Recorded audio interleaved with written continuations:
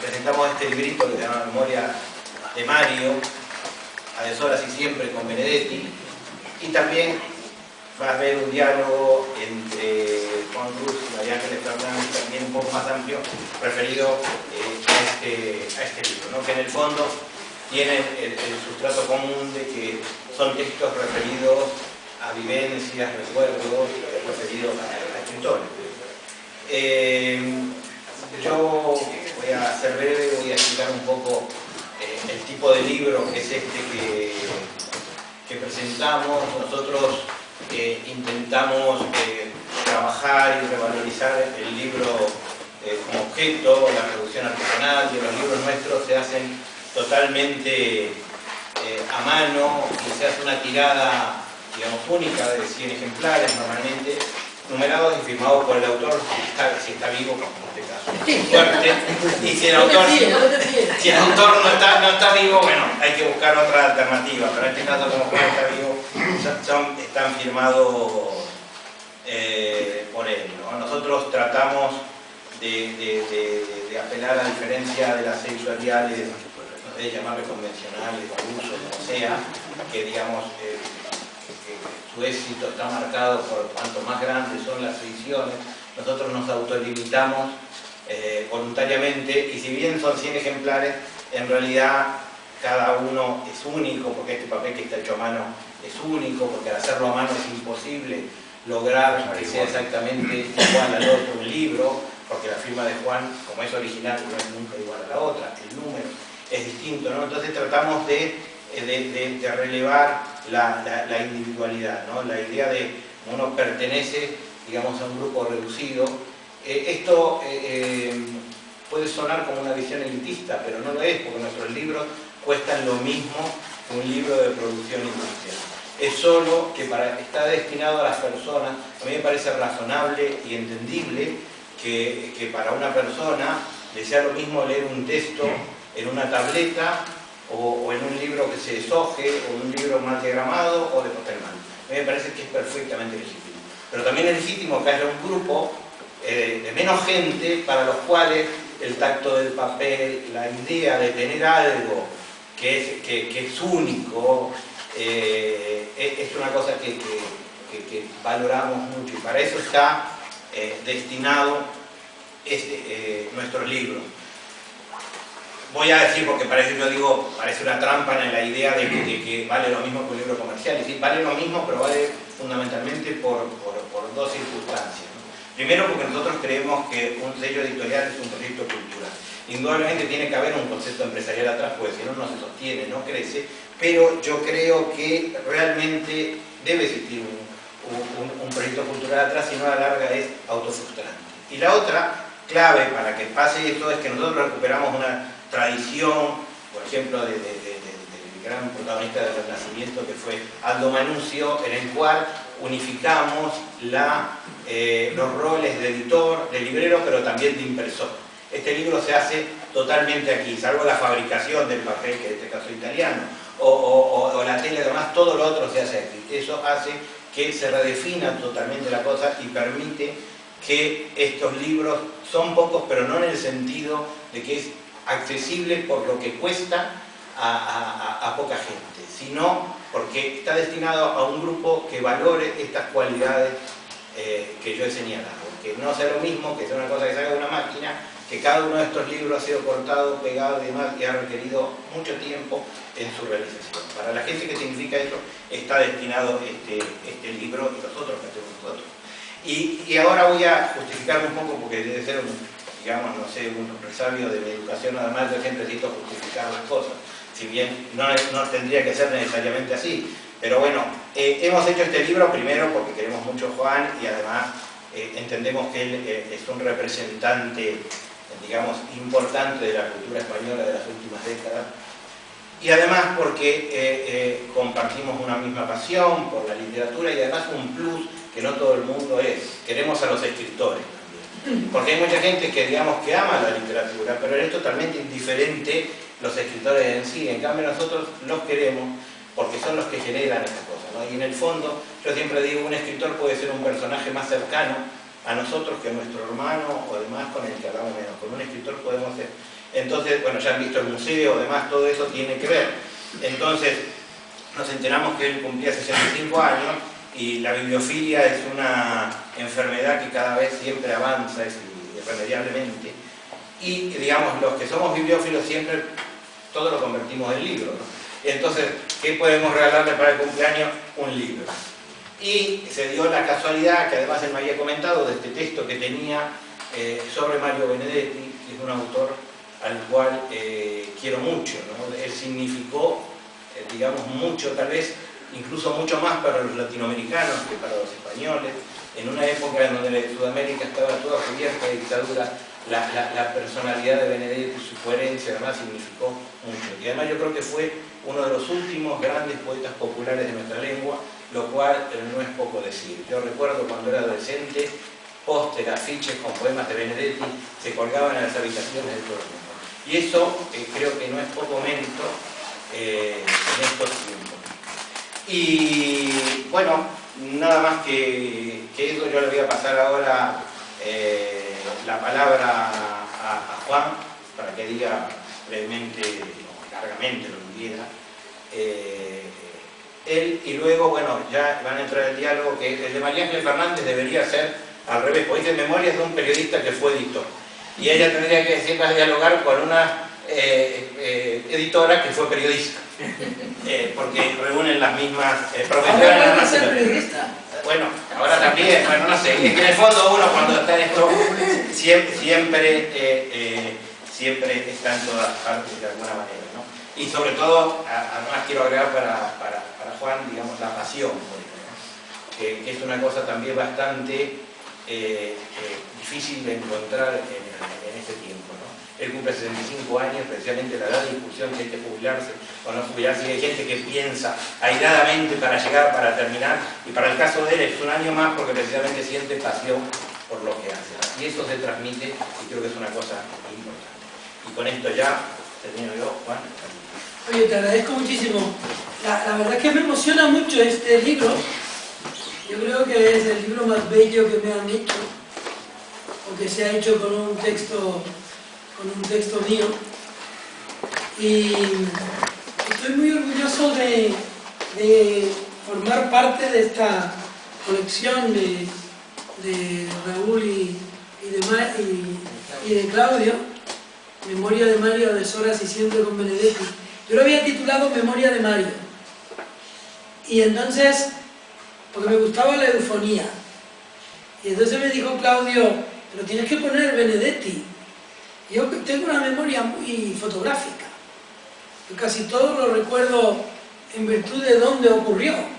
Y yo iba en un taxi, yendo hacia el periódico, por un sitio donde hay cines, en la calle Hermanos García Noblejas, dando bolillo por aquí. Yo le dije a él, pues ponga de Soras y Siempre con Benedetti. Y eso es lo que él ha puesto. Porque en realidad los libros, las palabras, todo lo que uno hace, es como esparcir semillas, trigo, hacer que el color de lo que uno piensa adquiera la dimensión de las palabras, ¿no? De modo que todo en este libro, en cierto modo, es artesano. También el título, porque claro, no estaba yo sentado en una butaca como Alfonso Reyes, esperando sino que la urgencia con la que Claudio tenía necesidad de que yo le pusiera un subtítulo, pues surgió de ahí.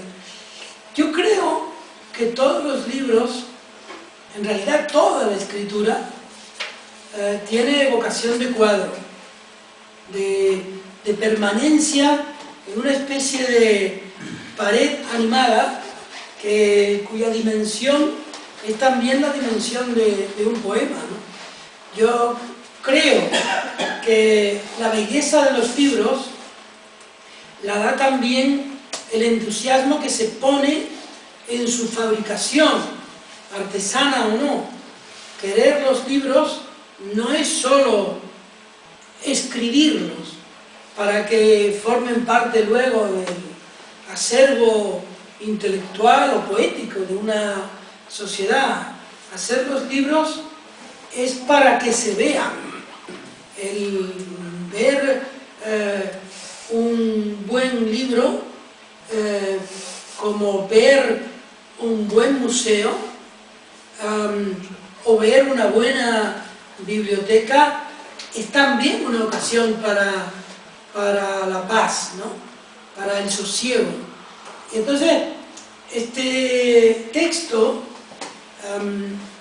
contar este texto, a mí me produjo desasosiego, mientras lo fui viviendo otra vez, porque se trataba de reconstruir la memoria más final de Mario Benedetti, al que conocimos nosotros en distintas etapas de su vida, como autor, como ser humano, como hombre sufriente y finalmente como paciente en los últimos tiempos de su vida.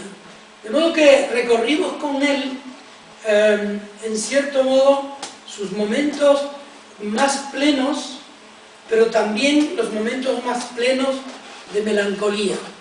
Y entonces yo, cuando me puse a escribir esta memoria de Mario, tuve presente sobre todo en esa memoria el Mario a la intemperie, el Mario que de pronto advierte que se acaba el mundo para él.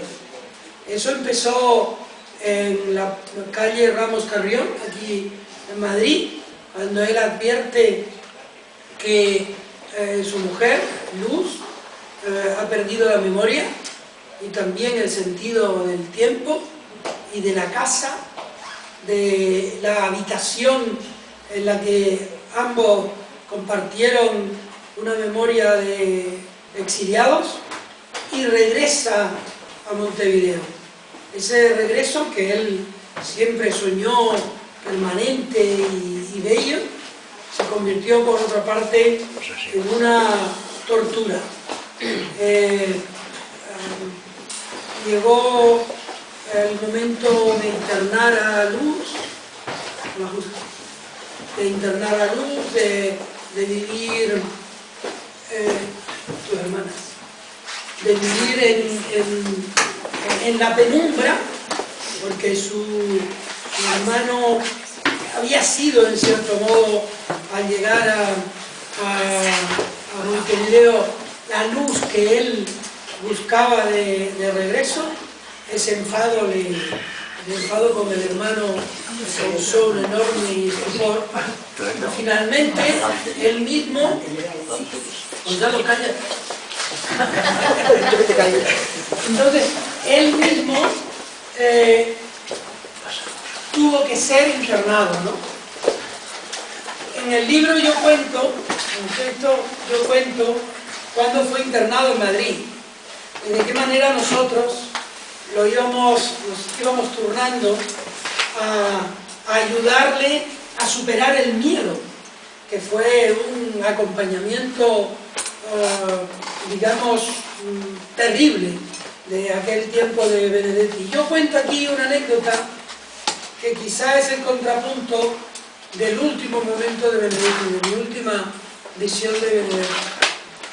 Fue que él era un hombre, a pesar de que a veces tenía un carácter intempestivo, él era un adolescente, una persona con un enorme miedo al dolor.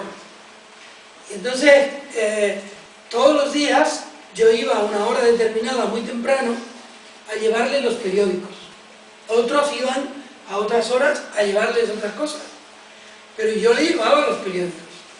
Iba como a las 8 de la mañana, él se despertaba tempranísimo, siempre, y entonces yo llegaba con un fajo de periódicos. Eso le ponía a él muy contento. Le daba sensación de estar en el mundo, eficazmente. Y un día, en el posoperatorio, lo encontré muy descuidado. tenía barba de 2 días, estaba como enfadado con el mundo. Yo le dije, Mario, tú debieras afeitarte y peinarte. Tú no puedes estar así. Una persona así está doblemente enferma. Entonces él me escuchó, no dijo nada. Al día siguiente, a la misma hora, era sábado, yo fui con todos los periódicos. Y yo observé que había un cambio en él. Pero no le dije nada. Media hora ahí, charlando con él, hablando de la actualidad. Me gustaba mucho hablar de fútbol. Y a mí también. Y hablábamos y hablábamos. Y al cabo de media hora me dice, Juancito, ¿no te fijaste que hoy me afeité? Que me pareció de una enorme ternura, ¿no? Benedetti, que era un hombre muy tierno en los poemas, pero personalmente un poco hosco y esquivo, ¿no?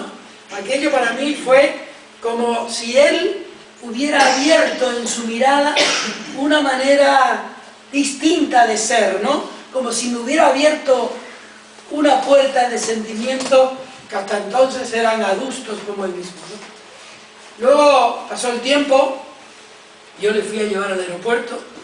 Antes de llevar al aeropuerto, él me había consultado pocos meses antes lo que le pasaba a Luz. Él creía que Luz había ensordecido de manera total y por tanto no tenía conocimiento de lo que ocurría alrededor por su sordera. Y entonces me preguntó qué podía hacer. Yo le dije, pongo una especie de semáforo encima del teléfono, de modo que cuando suena el teléfono al menos ella ve que está sonando el teléfono. Era inútil. Estaba presa de un avanzado estado de Alzheimer, ¿no? Y él le había perdido la memoria y, de hecho, y esto es simbólico del último momento de Benedetti en Madrid, cuando ya habíamos recogido las maletas y volvimos a cerrar la casa, nos dimos cuenta de que no podíamos cerrar la casa, porque Luz se había dejado las llaves dentro, lo cual adquiría cierto sentido metafórico en ese momento. En el libro cuento el momento en que ya lo vi en el hospital, pocos días antes de su muerte. Le habían afectado el bigote, lo cual desfiguraba un poco el rostro clásico de Mario. No tenía gafas. Lo de las gafas es una historia que está en el libro y que hoy no voy a contar, porque si no, no paro nunca. Y tenía los ojos muy negros y muy blancos. Y una cara fiera, como si estuviera ahí definitivamente enfadado con el mundo. Y fue, digamos, ese momento el que me arrancó a escribir este texto, que ahora Claudio y Raúl han publicado con el cariño con el que, la verdad, yo me siento muy reconocido, ¿no? De modo que, gracias, Claudio, por haber hecho este libro tan hermoso. Gracias a ustedes, incluido mi editor, otro editor, Juan Cerezo, que está ahí. Hay sitio acá. No quiero romper la cámara. Tiene que saltar la cámara. Me siento aquí. Gracias. Bueno, entonces estoy muy contento de estar aquí. Repito, un libro siempre tiene la vocación de ser un cuadro, dentro o fuera, porque al fin y al cabo uno lo pinta. Y lo pinta con el rostro de las personas de las que quiera hablar, sea de ficción o de la realidad. Muchas gracias.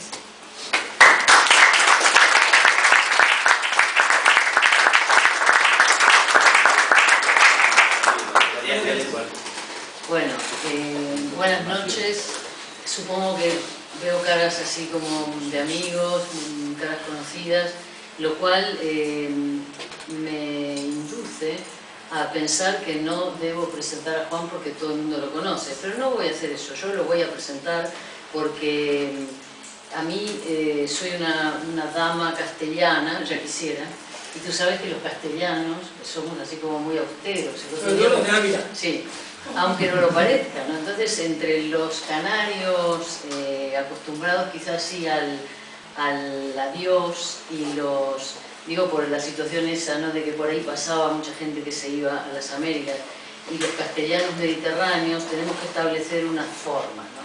Entonces yo digo, sí, voy a presentar, me voy a rogar, digamos, la tarea, ¿no?, de presentarte, porque, en primer lugar, porque eres para mí siempre un maestro, ¿no? No sé si muchas veces te habrán dicho eso, porque quizá no parece que tú tengas ese papel, ¿no?, por lo menos en el terreno de lo periodístico, pero es difícil en el caso de Juan separar, por eso de ahí esta reunión, ¿no?, lo periodístico de lo literario.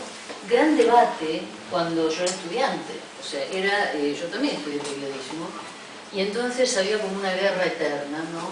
Entonces, como que el periodismo era una cosa aparte, ¿no? No debía contaminarse de aquella forma, fíjate cómo, de la literatura, porque el periodismo tenía como otra misión.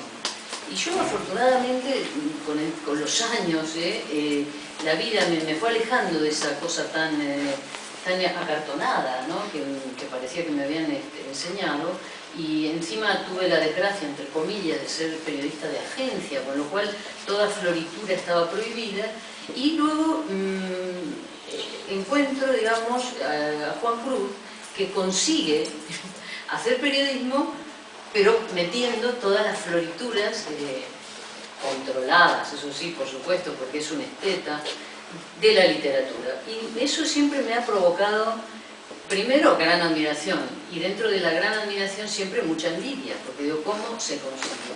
Bueno, una forma de ver cómo se consigue es escribir sin parar, trabajar sin parar, ¿no? Ya después te voy a preguntar cosas. Sin parar. O sea, ¿y has hecho todas esas notas? Y con esas marcas. ¿En qué momento? Intimidante.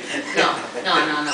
Entonces, bueno, de todos modos, por si acaso hay alguien que está aquí que no sabe, Juan Cruz nació en 1948, bueno, ahora sabemos que ha nacido en septiembre, un 27, ¿no?, de septiembre de 1948, y que estudió en la Universidad de La Laguna en periodismo e historia, y en esa universidad tuvo unos maestros muy importantes, unos maestros, y tuvo la posibilidad de saltar al periodismo rápidamente, ¿no?, en su ciudad, y luego ya, como sabemos, hizo una carrera casi vital, por decirlo así, o sea, toda su vida, en el diario que para mí, como periodista que fui, ya no soy periodista, pero cuando supe que existía ese periodismo, yo quería trabajar ahí, claro, ¿no? Hubiera querido. Lo que pasa es que cuando ese periódico salió, que fue en el 76,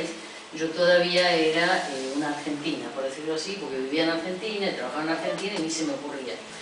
Se me podría haber ocurrido, porque en el año que se funda el país, deviene, por decirlo así, el golpe de Estado más sangriento que haya habido en América Latina, en marzo del 76, el periódico este sale en mayo del 76. Muchos amigos míos de entonces se vinieron en esa época, como es lógico, y otros los mataron y otros desaparecieron, y tú has podido estar mucho más en contacto que yo con todo eso, primero porque ya eras periodista en esa época, y supongo que ya te encontraste con mucha gente de aquella diáspora, pero luego ahora en esta nueva vuelta de tu vida, que vas tanto a Buenos Aires más que yo, te has vuelto a encontrar allí con lo que ha supuesto salir de aquello, ¿no? Entonces, ¿qué le pregunta a Juan Cruz en una circunstancia así? Yo no puedo preguntarle mucho, porque él es, digamos, una persona de una memoria río, o sea, es como imposible acotarlo, pero yo he marcado algunas cosas en este libro maravilloso, que es la segunda parte del otro libro maravilloso, que también presentamos aquí, ¿te acuerdas? Bueno, presentamos no, también estuvimos charlando nosotros de tu otro libro, Los egos revueltos, ¿no? Que es como la primera parte, por decirlo así, de que en este caso le hablaba, le había subtitulado una memoria personal de la vida literaria, ¿no? Y aquí, lo termina entre el 2007 y el 2009, y en cambio lo termina en 2011. Entonces, bueno, por empezar por algo, yo voy a empezar por el final, ¿no? Porque entonces ahí encontré como una especie de clave, ¿verdad?, metafórica, ¿no?, del hilo que recorre este libro, y que casualmente es una canción, ¿no? Es una canción de un poeta, vamos a decirlo así, que se ve que a ti te gustó mucho, por lo menos te encandiló, como para haber tenido la memoria suficiente, ¿no?, para rescatarlo y hacer de esto el hilo de tu libro, ¿no? El hilo se lo da, o lo tomas, de José Alfredo Jiménez, y es una canción que ojalá supieras cantarla. Yo no la sé cantar, ¿Y ¿no? quién te dice que no sé? Ah, ¿la sabes cantar? Sí, probable. No, pero bueno, vamos a recitarla. Dice la poesía esta, que es una canción. Y si quieren saber de tu pasado, es preciso decir una mentira. Di que vienes de allá, de un mundo raro, que no sabes llorar, que no entiendes de amor, que nunca has amado. Y lloro, porque yo a donde voy hablaré de tu amor como un sueño adorado, y olvidando el rencor no diré que tu adiós me volvió desgraciado. Y si quieren saber de mi pasado, es preciso decir otra mentira. Les diré que llegué de un mundo raro, que no sé del dolor, que triunfé en el amor y que nunca he llorado. Es increíble como estas tres estrofas de esta canción popular, sin duda, me han hecho pensar que no, por supuesto, nada es gratuito, y menos en tu caso, que tienes esa delicadeza siempre con la poesía, tus textos siempre son poéticos, para haber elegido esto que a mí me resume un poco, quizá, lo que leí en el libro. ¿Estás de acuerdo? Totalmente. Esa canción es el leitmotiv del libro. Si tú subrayas cada una de las palabras clave de esa canción, prácticamente todos los sustantivos tienen que ver con mi vida, tienen que ver con mi manera de ver a las personas de mi vida, ¿no? En este caso, siempre que muere alguien, siempre que te falta alguien, esa ausencia se convierte en metafórica de tu propia existencia, ¿no? A mí, a veces me pregunta la gente por qué escribo necrológicas. Porque uno siempre está despidiendo a una persona, que es una parte de ti. Esa persona se repite en otras personas. Pues la muerte de la madre deja siempre un hueco que se parece a los huecos que se van dejando, ¿no? De hecho, uno siempre está despidiendo a la misma persona en otras personas, ¿no? Y este poema, esta canción, se estaba cantando sobre las imágenes de despedida de Isabel Polanco. Era una persona a la que yo quise mucho, que significó mucho para nosotros y que para mí representaba algunas personas que yo he conocido, o el carácter de algunas personas que yo he conocido, en su fortaleza, pero también en su debilidad, en su ternura, pero también en su, digamos, adustez. Y su muerte fue una muerte cruel, esforzada, ¿no? Poco a poco se fue fraguando esa muerte, y ella, sin embargo, nunca lo puso en evidencia. Entonces, al cabo de un mes de su muerte, yo estaba viendo esas imágenes que estaban poniéndose en el salón de actos de Alfaguara el día de su premio. Y como suele ocurrir, cuando ya es la música, la gente deja de mirar y la música desata sed. y todo el mundo se fue a tomar, era un día de calor, todo el mundo se fue a tomar cerveza, y yo, que tengo, como dije al principio, una memoria muy fotográfica de todas las cosas que han pasado en la vida, estaba viendo esas imágenes y estaba relacionando todas las imágenes y la canción, que era Un Mundo Raro, que era una canción que a ella le gustaba mucho. Y entonces apareció Leopoldo Rodés, un empresario amigo de la familia de Isabel, en cuya casa, años antes, se produjo la primera manifestación de que ella estaba enferma. Estábamos en una cena con Carlos Fuentes y con otros, y ella se desmayó. Y ella dijo que no era nada y tal, pero luego era aquel el síntoma, ¿no? Entonces cuando llegó Leopoldo, y Leopoldo me tocó el hombro, yo empecé a llorar. Y yo nunca he llorado, la verdad. O sea, yo lloro muy poco. Es muy difícil verme a mí llorar, no porque yo sea fuerte, que no lo soy, pero en aquel momento, como que toda esta representación de la vida y de la despedida se manifestó en mí mismo, ¿no? Y ese fue el arranque del libro, aunque el capítulo viene mucho después, pero yo creo que ese fue el tono, y yo necesitaba la canción. Tan es así, Pilar estaba conmigo en Zacatecas, un día estábamos cruzando Zacatecas hacia un lugar que se llama Jerez, y íbamos con Daniel Morsinski en busca de Héctor Abad, Faciolince. Y entonces íbamos en un coche desvencijado, caluroso, como eso de las novelas de Marcial Lafuente Estefanía, ¿no? Y yo le dije al hombre, ¿tiene usted un mundo raro? Y el hombre tenía un mundo raro, lo estuvo buscando, y aquel... Sí, para mí era como escuchar Rosbach, ¿no? Claro, sí. Mi Rosbach. Así que esa es la razón de que esa música sea el leitmotiv del libro. Junto con De hecho, ese, se iba a llamar Un Mundo Raro. que se iba a llamar, eso se iba a decir, sí. Yo se iba a llamar... Platos chinos. No, al principio fue plato chino, pero eso fue Luego ya lo una tontería.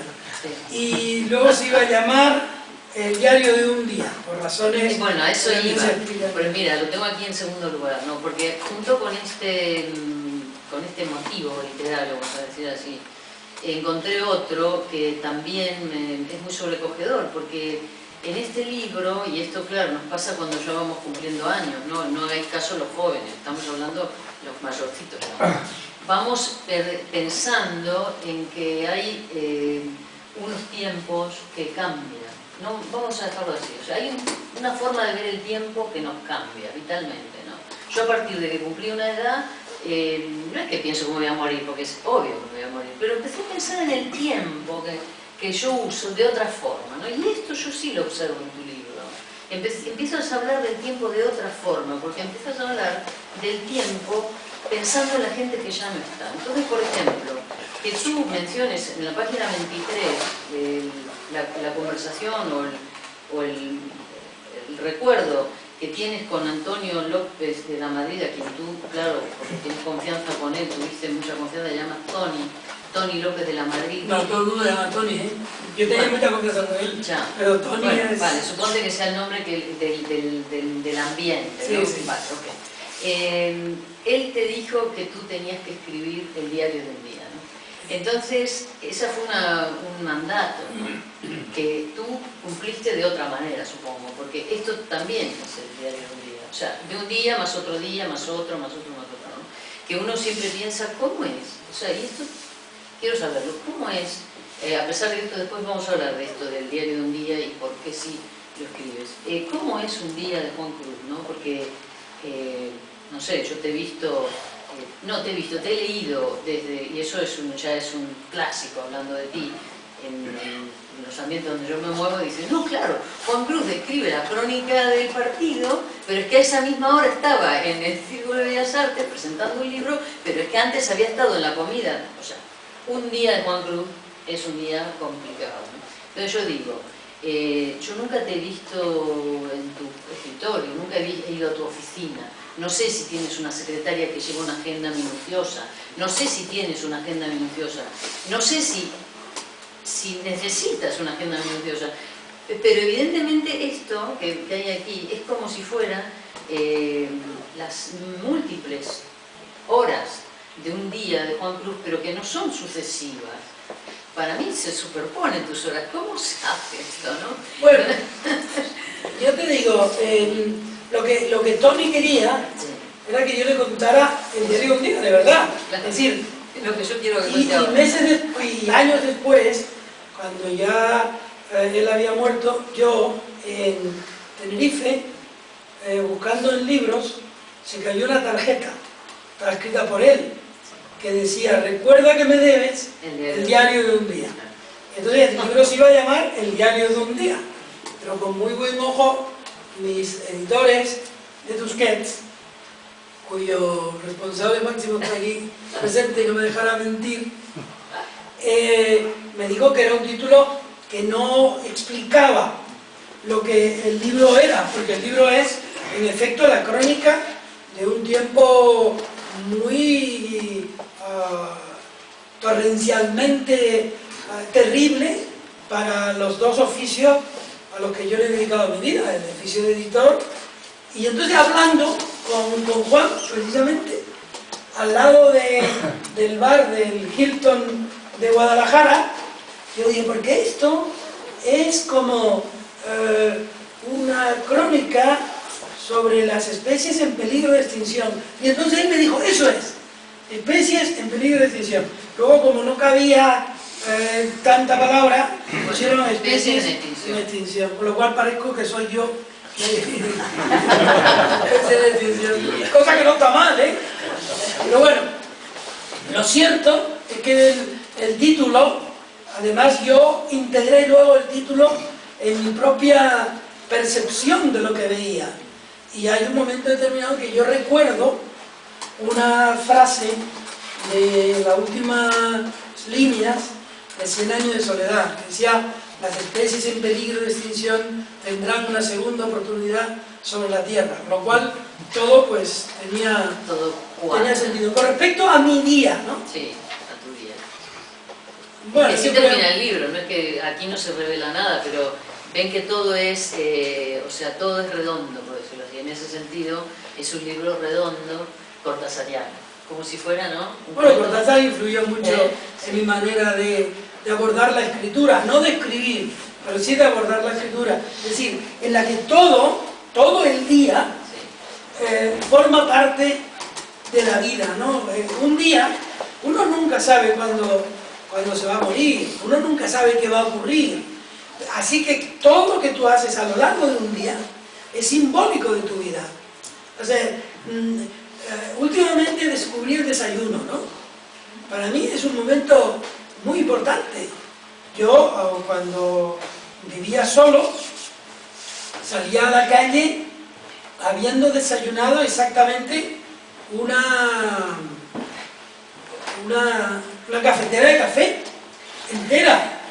Y además, sí, con cafeína, claro. Y además tomaba Prevalón, que ya está prohibido, y Prevalón era una vitamina naranja, ¿no? Y después la Balsel me aficionó a tomar guaraná, con lo cual yo salía como una moto, ¿no? Años después descubrí el desayuno. Algunas veces me pregunta la gente: ¿qué echarías de menos en la vida? Y yo entonces le decía: pues las nueces, el mango, las cosas que desayuno, ¿no? Eso es lo más fijo que hago en el día. Luego todo se desparrama. Pero, por ejemplo, el otro día yo me desperté muy temprano y yo tenía que hacer 4 cosas. 4, no 3, no como 4 cosas, sino 4. Y entonces me senté, y ahora he descubierto cómo me senté, y empecé por una, y luego hice la otra, y después hice la otra, y me olvidé de desayunar. Eso es grave. Entonces, el otro día el otro día, leyendo el libro de Patricia Highsmith, un libro excelente sobre el proceso de escritura, ella cuenta que estaba escribiendo un libro y le salía fatal, le salía mal, le salía, ¿cómo se llama esto?, blando, ¿no? Y probó a sentarse así. Probó a sentarse en el borde, sí, y a escribir todo deprisa.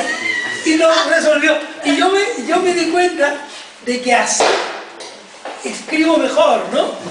Bueno, si quieren te atamos un silicio o algo, pero vamos. Me preguntó Vargas Llosa un día, ¿por qué haces tantas cosas? Un poco como lo que tú... Yo dije por qué. Y yo le respondí lo que es verdad, porque las empiezo. Claro. Las empiezo y mi oficio me ha enseñado a terminarlas. No es decir, tú no puedes llegar al periódico y decir, es que tengo pereza. No puedo... ¿Cómo que tienes pereza? Pereza es una cosa de ricos, ¿no? Entonces, yo, por la mañana, ayer tuve un día horrible. Si yo te contara el día de ayer... Quiero que lo cuentes, sí. Sí, no, pero no tuve una Sí, vez. para demostrar esto que estamos tratando de... No sé, porque es difícil imaginárselo, ¿sabes? Bueno, me levanto muy temprano. Ayer me levanté, creo que a las 6:20. Pero no porque yo quisiera levantarme. Me habría encantado seguir en la cama. Me despierto y entonces ya empieza a bullir lo que tengo que hacer. Y lo que tengo que hacer me dice cómo lo tengo que hacer. Es decir, el oficio de periodista, el oficio de persona que escribe, es un oficio que no tiene un horario, ni un horario mental. Entonces yo estoy todo el día pensando en lo que voy a hacer. Mañana tengo que escribir un reportaje sobre los libros prohibidos. ¿Aquí en España? Bueno, los libros prohibidos en la historia, ¿no? Y entonces, durante el día yo le voy dando forma, con lo cual, cuando me pongo a escribir, ya tengo bastante hecho, ¿no? Lo tienes escrito en la Pero he tomado una determinación hace tiempo, que no la cumplo siempre, que tiene que ver con una agresión que sufrimos y que yo sufro muy personalmente, que es los móviles. Ahora yo, a las 11 de la noche, siempre desconecto los móviles. Pero a las 11 de la noche es tarde ya. Sí, pero como me duermo en torno a la 1, pues están 2 horas ahí en reposo, ¿no? Yo creo que la vida conspira ahora, los instrumentos de la vida que nosotros hemos aceptado de grado, conspira para que la vida sea peor, creyendo que la vida es mejor, porque estamos más comunicados, más localizables, etcétera, etcétera. Y eso nos ha creado una sensación de plenitud de tiempo, cuando en realidad es una pérdida de tiempo. Y otra cosa que yo hago para hacer cosas es ser puntual. Y compartimentar las cosas que he de hacer. Yo sé que mañana a las 10 tengo que dar una charla a los estudiantes de periodismo del país, pero yo tengo que entregar el reportaje, con lo cual he programado levantarme a las 6, ponerme a escribir el reportaje y luego leer una cosa que tengo que leer en la radio, ir allí porque a las 11:30 tengo que hacer una entrevista. Y así sucesivamente. Es decir, de lo que se trata es de que parece que gano el tiempo. En realidad me pasa como a ti. Siempre tengo la sensación de que estoy perdiendo el tiempo. Lo que pasa es que cuando luego, claro, uno ve en tu caso el día a día, digamos, si tú reunieras el día a día de tus 36 años de periodista, o 36 años en el país, más los anteriores que no los he contado. 51. En total lleva 50 años de periodista. Bueno, si él, el día a día suyo lo quisiera reunir, claro, serían volúmenes y volúmenes, ¿no? Porque yo creo que es que tú vives la vida, ya te digo, no es lineal tu tiempo, no sé cómo hago. Yo ojalá pudiera, o sea, me da mucha envidia esa capacidad que tienes de ser tan eficaz, ¿no? Porque en el fondo, no sé, como logras, digamos, hacerlo, pero es muy eficaz sin duda, porque nadie puede pensar que tú esa crónica que vas a escribir mañana todavía no la has escrito. O sea, yo cuando te leo digo, y se debe haber tirado mínimo una semana investigando.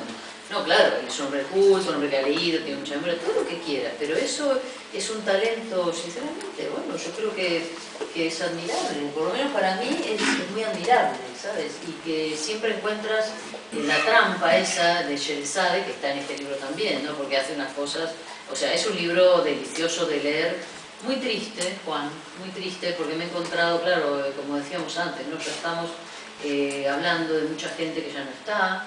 Hay mucha gente muerta, digamos, ¿no? Hay mucha gente que tú despides, te vas despidiendo de mucha gente que simboliza las dos profesiones a las que tú te refieres, ¿no? Entonces, claro, hay mucha tristeza, pero mucha alegría, porque entre este libro y ha habido un acontecimiento muy importante, que es lo que, claro, lo que a una persona como él, supongo que lo llena todavía de más alegría, porque lo liga con la vida, que es el nacimiento de su nieto Oliver, ¿no? Entonces eso que parece que está baboso, el abuelo baboso, no es nada eso, es todo, claro, sí, porque todos los abuelos, lo sé porque estoy muy cerca de gente a esta edad que tiene nietos, y entonces da la impresión de que es como que la vida ahí sí te da una segunda oportunidad, ¿no? ¿Sí te parece que sí? Bueno, yo pienso que primero te hablo de despedir. Yo tengo un concepto mucho más prolongado de la vida ajena que el que acaba, ¿no? Yo no concibo que las personas terminen si nosotros seguimos. Eso, claro. Entonces, están con nosotros en nuestra memoria, están. Lo que sí es cierto es que despedir es respetar y prolongar, ¿no? Y luego también recoger de esas personas que despides algunos acontecimientos sentimentales que a ti mismo te nutren, ¿no? Entonces, yo no tengo pudor en escribir de personas que no están. Creo que es mi obligación, ¿no? Por ejemplo, yo he aprendido mucho reflexionando sobre actitudes de mi madre. Mi madre me ha hecho, no entonces, no cuando ya lo conocía, o cuando ella vivía, me ha hecho más sencillo, me ha hecho, entre comillas, más sabio. Es decir, me ha dado experiencias que yo no sabía que yo tenía, reacciones que yo no sabía que yo tenía, y que han ido viniendo en función de eso, ¿no? Entonces, con respecto al nieto, el asunto es que para mí los niños siempre han tenido un enorme valor, ¿no? Porque, como decía Saramago, uno es el niño, uno va con el niño que fue. Entonces yo muchas veces me quedo observándolo, por ver en él actitudes que seguramente yo no tuve entonces, o sí, ¿no? Pero para mí es muy importante observar a los niños. Cuando nació, yo estaba muy preocupado por saber médicamente en qué momento... No, eso son preocupaciones trascendentales, no. Yo me conformo con que tenga los 5 dedos. Bueno, lo que a mí me importaba era saber cuándo se reía, cuándo conocía, ¿no? Y a partir de ahí lo he seguido. Yo he hecho un libro ahora, un librito, que lo van a publicar unos editores canarios, una especie de álbum, que se llama, que es sobre él, y que nació una mañana, en que fue la primera mañana que él, caminando ya, él mismo, se acercó a la habitación donde nosotros estábamos despertándonos. Y ese sonido del niño diciendo medias palabras, como todavía en ese duermevela de la casa, se me quedó muy, muy presente. Y el libro se llama El niño de las 7 a las 6 en Canarias. Entonces, el libro va a salir ahora, el 5 de de abril, ¿Qué ¿no? cuentas? ¿Tu experiencia como abuelo? No, yo no cuento mi experiencia como abuelo. Ah, no, pero ¿qué No, cuentas? yo no me siento abuelo. No, pero no digo abuelo en el peor sentido, peyorativo, baboso, no. Yo me digo- siento un espectador Ah, de un personaje que va. que ahora ya dice frases, ya tiene un determinado comportamiento. Y yo muchas veces me quedo contemplándolo, ¿no? Cuando está solo. Cuando está solo, y yo también estoy solo, porque recuerdo, hace muchos años, un amigo mío de Tenerife, que era profesor de la Escuela de Comercio, se llamaba Aristides Ferrer, un republicano muy grande, que parecía que no estaba preparado para decir cosas muy sensibles. Explicó, y yo me lo recuerdo siempre, cuáles eran los 3 sonidos más felices del mundo. Él decía que era la risa de una mujer, de una negra en el desierto, en medio del desierto. Luego, el sonido de las últimas gotas que caen por un sumidero, en un baño, por ejemplo, ese sonido, y la risa de un niño que aún no habla, está solo y se ríe solo en su cuarto. Entonces yo siempre he perseguido, como Nabokov la mariposa, ¿no? He perseguido ese instante, ¿no? Entonces, lo que yo contaba ahí era hasta qué punto la vida prosigue, a pesar de tus momentos malos, a pesar de que tú querrías que la vida tuviera otro desarrollo, a pesar de que alrededor, sobre todo cuando estaba terminando el libro, todo era, digamos, experimento cruel de la vida de las personas, pues estaba el niño por allí. Entonces, eso es un contrapunto interesante para mí y para el libro. Pues hombre, en eso es muy coherente todo siempre, claro, en tu caso, porque tiene hace como Sherezade, ¿no? Que te va soltando historias y entonces deriva y dice, bueno, eso lo voy a dejar aparcado para contarlo luego, con lo cual ya te enganchó para siempre, no puedes dejar de leer el libro porque tú quieres saber cómo terminó esa Bueno, historia. era peor, gracias a Josep María y a... Le fuiste y a metiendo Juan. en vereda, ¿no? Un poquito. Un poquito, no, porque tú dices, aquí en la página 211 que lo apunté porque me pareció precioso, dice, la memoria es un niño solo jugando y riendo en una habitación vacía. Ah, mira. Eso es una de las frases tan bonitas que tiene el libro, ¿no? Este libro es un libro, bueno, que cuenta muchas cosas, porque claro, ya aquí se nos ha complicado, digamos, porque hasta ahora siempre era como que había como una manera de mirar el tema desde la profesión, digamos, como en activo, ¿no? Y aquí ya has metido una inquietud, ¿no? Que efectivamente yo también lo estoy viviendo, Juan. O sea, yo ahora antes fui periodista muy poco tiempo para lo que me habría gustado, pero bueno, y ahora soy editora, y ahora resulta que soy una editora que no hace libros, con lo cual eso a mí me tiene muy trastornada, ¿sabes? Pasar del papel y de la imprenta y de todo eso que hemos vivido, que era un oficio, ¿no? Donde había unas cosas que se respetaban y unas tipografías, a editar pues una web, ¿no? ¿Sabes? Una página web que está muy bien y todo eso, pero yo he hecho en falta eso, ¿no? Entonces tú... La web es como el café sin cafeína. Yo qué sé, bueno. Otro día hablamos de lo que es una web, porque aparte es una demanda, un nivel de exigencia igual de importante que trabajar para un libro, pero que no se materializa, ¿no? Pero bueno, nosotros somos de otra generación, yo adoro el papel y ¿qué voy a hacer? Tengo que adaptarme a los tiempos, ¿no? Pero qué duda cabe que yo soy de otra guerra, ¿no? Pero bueno, en esta guerra en la que estamos, tú ahí introduces esa inquietud, esa incertidumbre, pero ya no solo que lo vivimos nosotros aquí, sino que te dedicas a ir por toda Europa, por Estados Unidos, a ver a los grandes editores, que son nuestros maestros, los Stanley de la edición, que hemos leído sus libros, y que son los que están certificando efectivamente que esto está cambiando.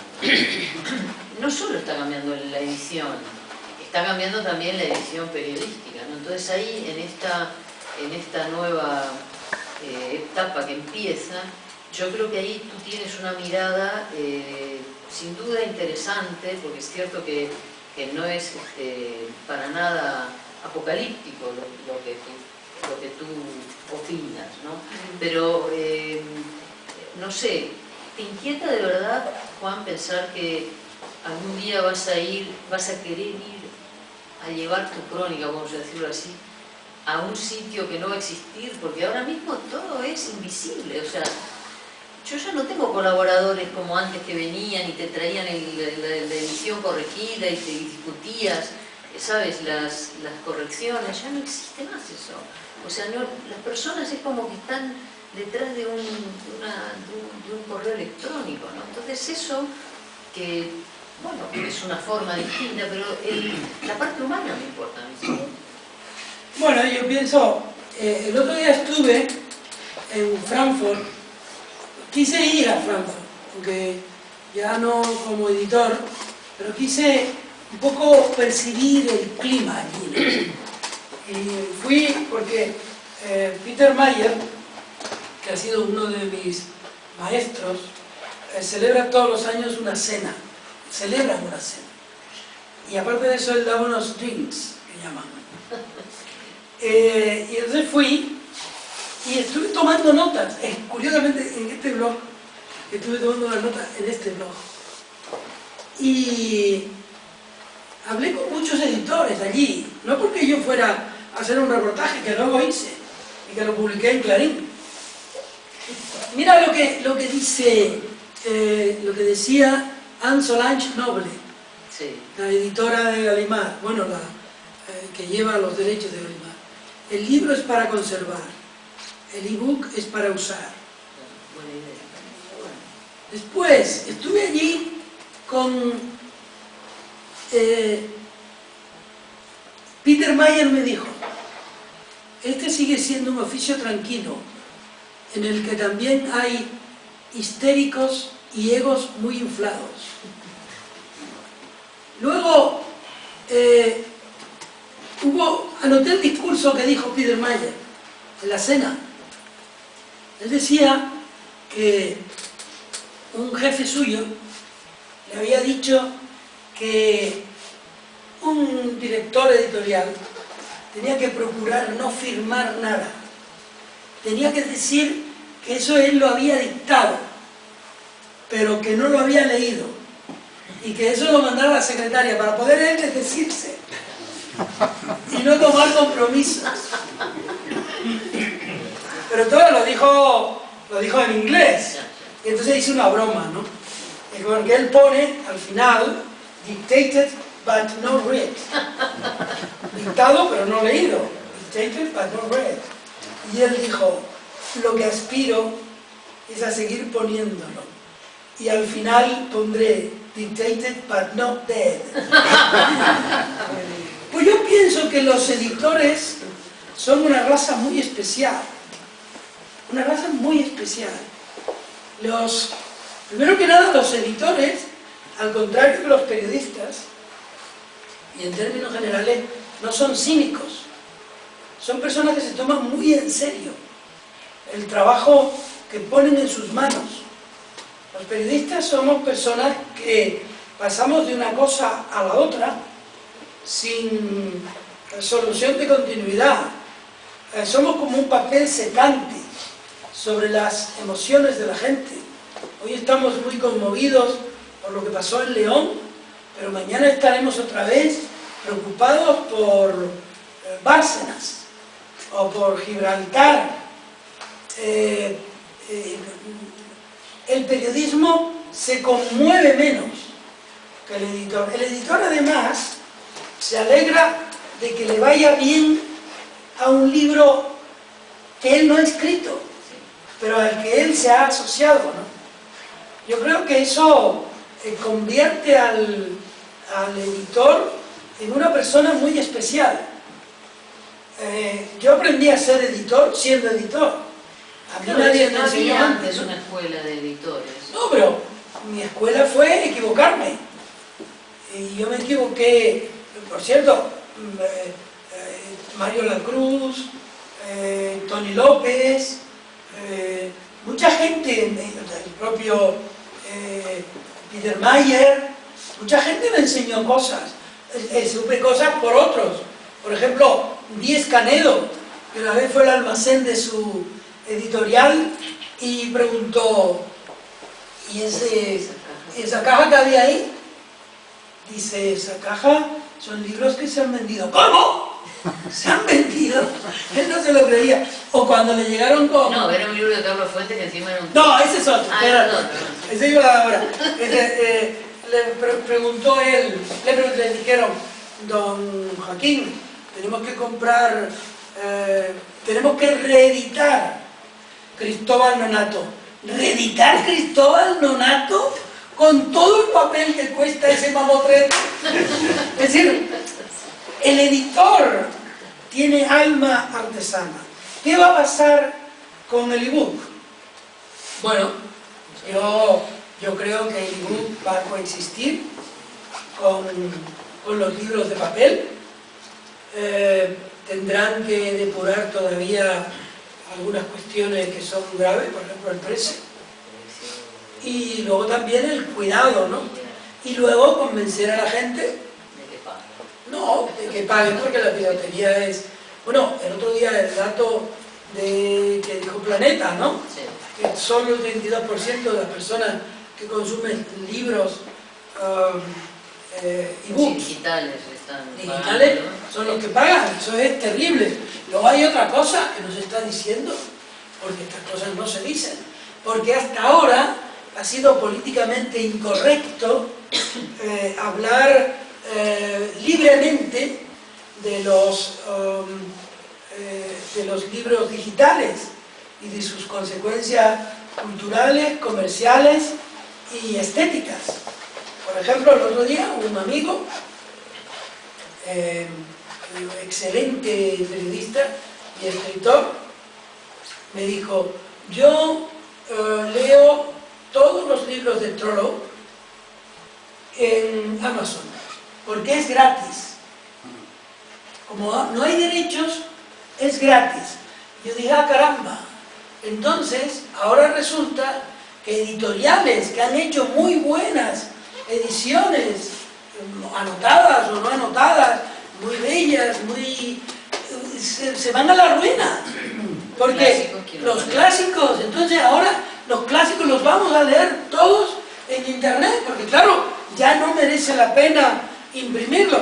Creo que eso es una pobreza cultural y es un empobrecimiento cultural que se avecina. Lo que pasa, y lo repito aquí, que estamos entre amigos y artesanos, yo creo que se ha sublimado la capacidad del libro electrónico para sustituir al libro.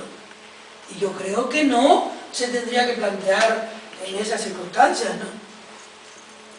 Sin ser apocalíptico. Yo lo que pasa es que entramos en este terreno y es como que me pongo triste, nerviosa, no sé cómo decirte. Entonces prefiero no verlo, ¿no? Digo, bueno, ya llegará, mira, que cuando llegue ya nos apañaremos. De momento me interesa más en la otra parte que tiene tu mundo, como editor sobre todo, y como periodista también, porque ahí, claro, como siempre, no hay una cosa y la otra, son las dos cosas a la vez. Tú cuando hacías una entrevista, suponte, a García Márquez, pues también eras el editor de, no sé, de Benedetti, también, ¿sabes? Entonces yo no veo tanta diferencia entre tus, digamos, afinidades, elecciones afectivas, por decirlo así, ¿no?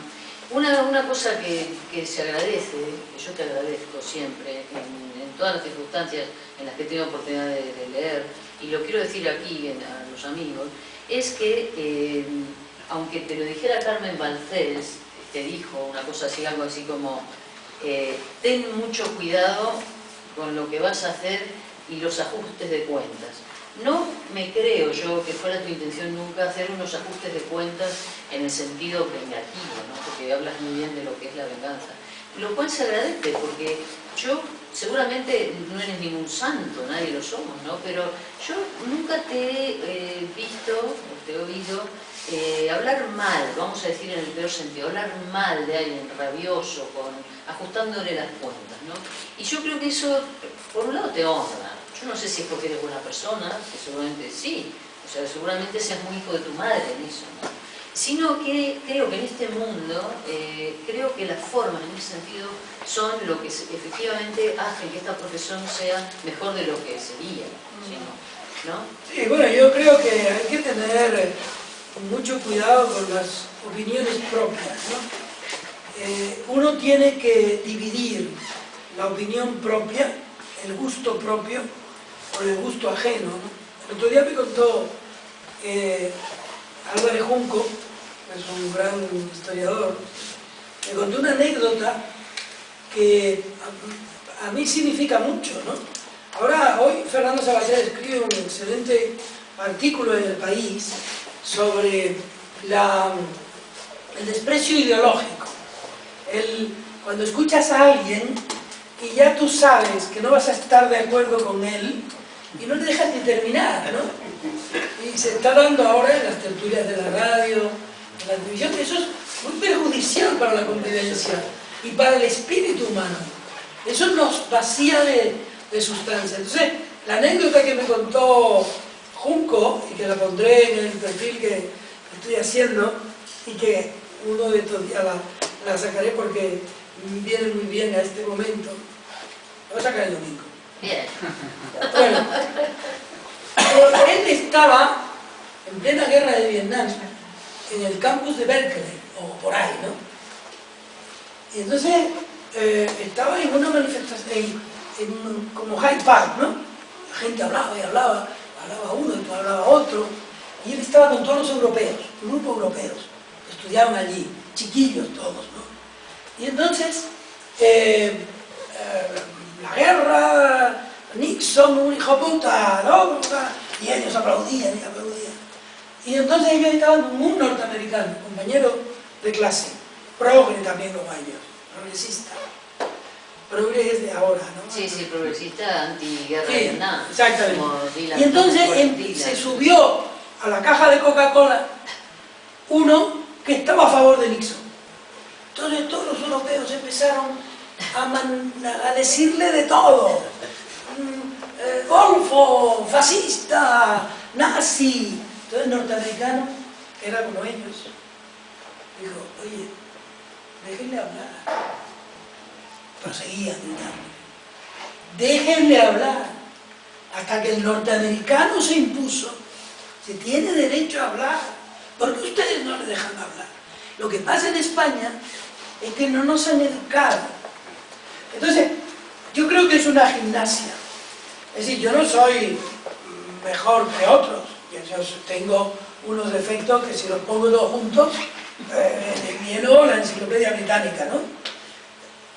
Lo que sí creo que he alcanzado a lo largo del tiempo es la paciencia para pedir perdón. O pedirlo perdón interiormente. Para arrepentirme de ser como soy. Es decir, es una gimnasia. Es una gimnasia. Uno no nació así. A uno no lo han educado así. Uno tiene que hacerse así. Bueno, hablando de eso, página 421. Que llevamos una hora. No, por eso. Bueno, vete redondeando. no me impidas ver esto porque yo creo que tengo que verlo para que los que están aquí vean. Bueno, dices antes, mientras tenga memoria, más precisamente, pues concibo la vida como una gran memoria, y eso, la memoria, lo que conserva la mente de otro tiempo, es lo que hace llevadera o eficaz la relación con este día siguiente en que se convierte la cotidianidad. Bueno, esto es de elevado calado, ¿no? O sea, pero bueno, esto es para pensarlo. Pero yo creo que aquí, fíjate, yo le marqué con una cruz así gorda esto, ¿no? Que dice, bueno, él viene de un capítulo, lo que pasa es que leer así las cosas no se puede. Yo trato de transmitiros el entusiasmo que me provoca este libro para que luego vayáis y lo leáis, ¿no? Este capítulo se llama El diario de un día, precisamente. En la página 421 dice...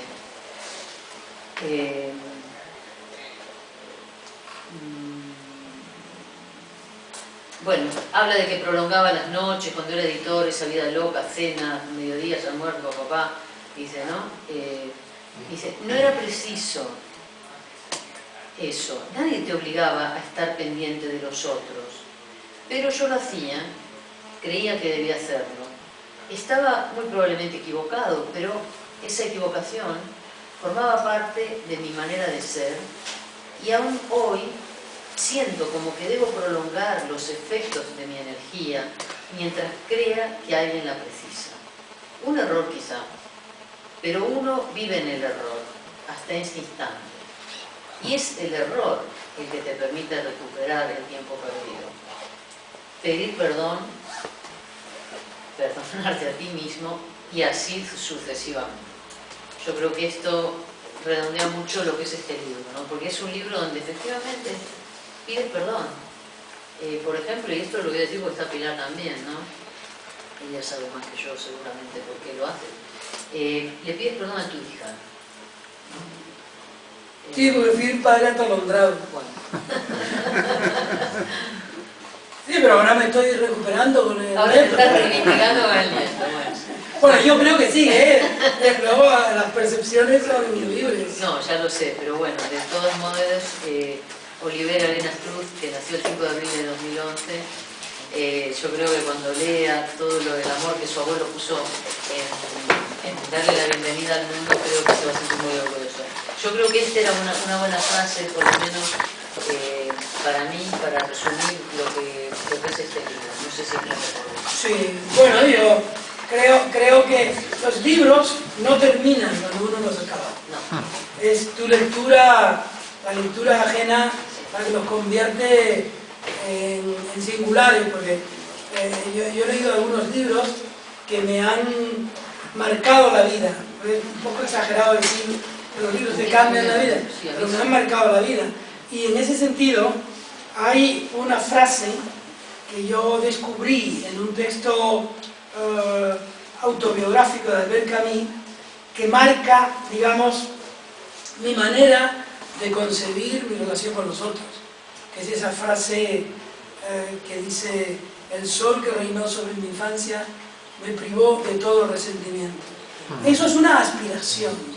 Uno no puede decir que no esté resentido. Uno lo que tiene es que estar advertido de que estar resentido es malo para uno mismo.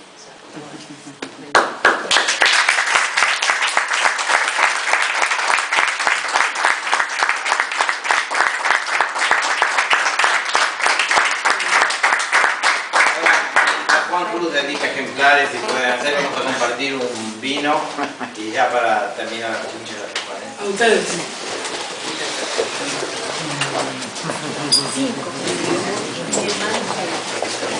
Tienes el primero. Cuidado con la cámara.